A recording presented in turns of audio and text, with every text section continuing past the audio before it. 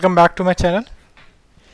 So in this series I am going to tell about Azure and its fundamentals.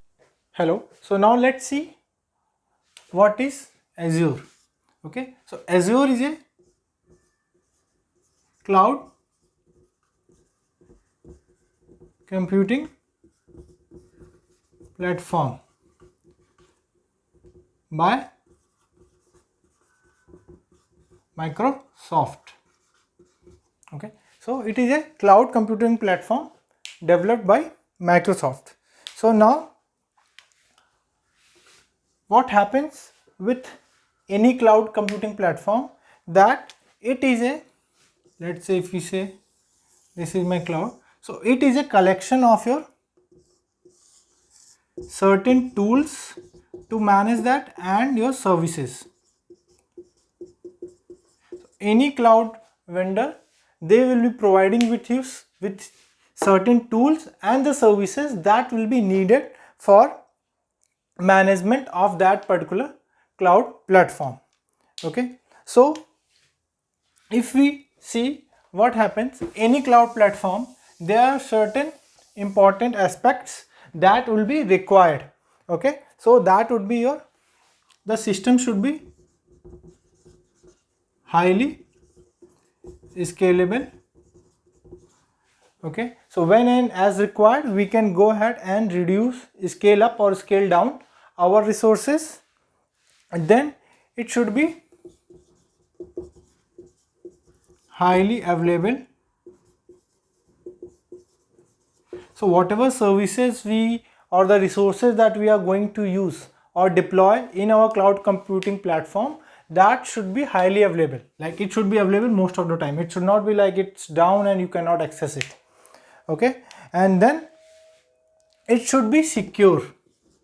Okay, so any cloud platform should be secure. So then only any client or any organization will think to move your data on that particular cloud platform, because security is very important, because any organization will store data, there will be a lot of data, and the security of data is very important. So while choosing any good cloud platform, you have to think of these three factors. So to build and design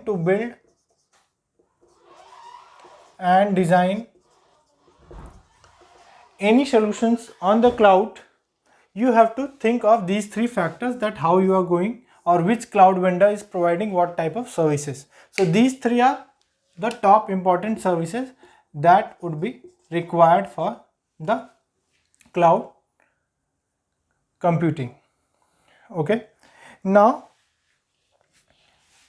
any solution will be built across this, and the solutions can be based or leveraged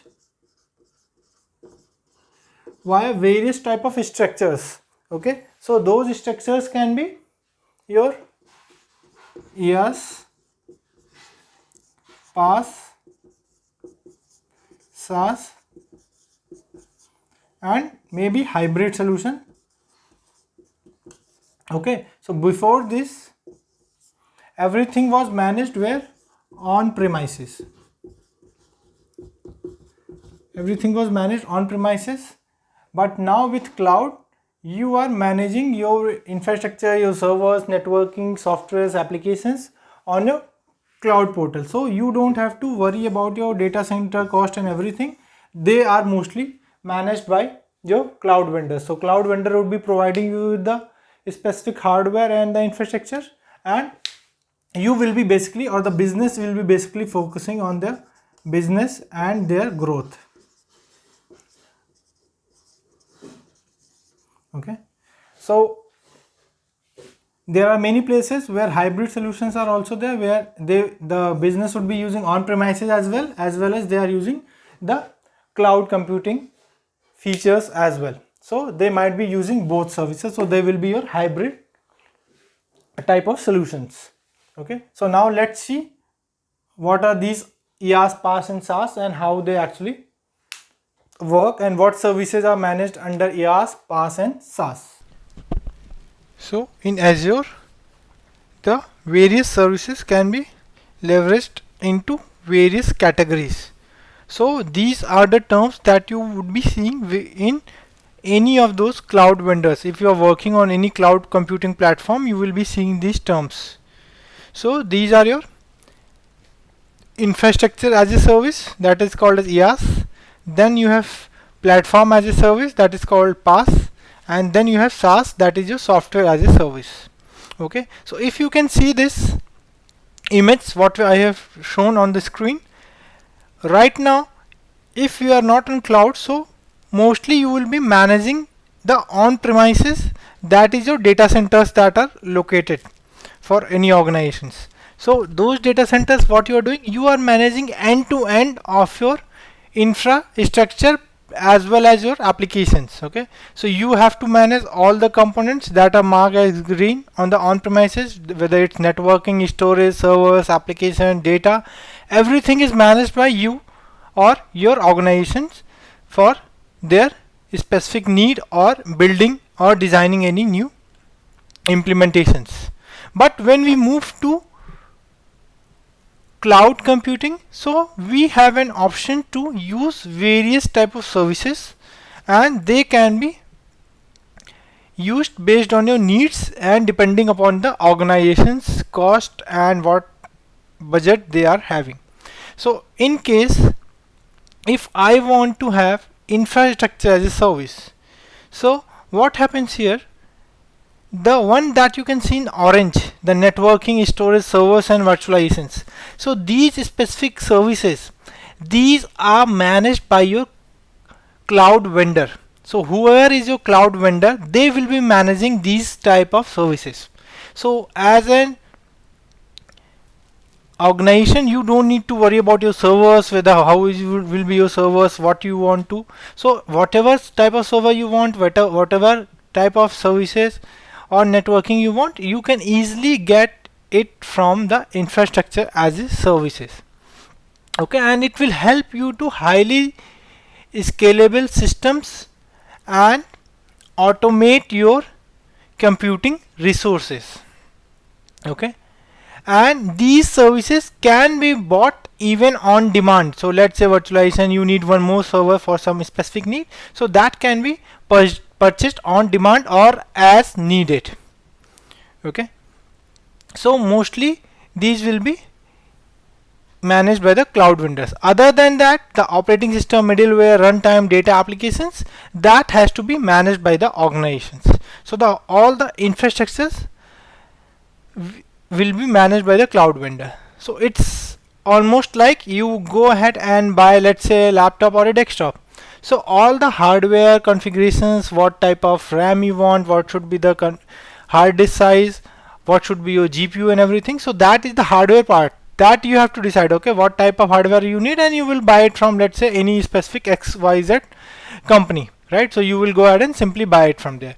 Once you have bought it, then on top of it, what operating system you want to install, what applications you want to run on that particular operating system, everything is decided by you. So you are managing all those entities. Okay, now moving ahead, if we are talking about platform as a service, okay, so in platform as a service, what happens, it will be providing you the infrastructure as a service options, plus it will also provide you the specific platform to create your softwares. Okay, so it will also provide you the operating systems, it will provide with you the middleware, the runtime system. So everything will be available in the platform as a service. Only thing that you have to do, you have a freedom, or your developers will have a freedom to concentrate on building of the softwares without worrying that what operating system I should install, or what should be the services, what should be the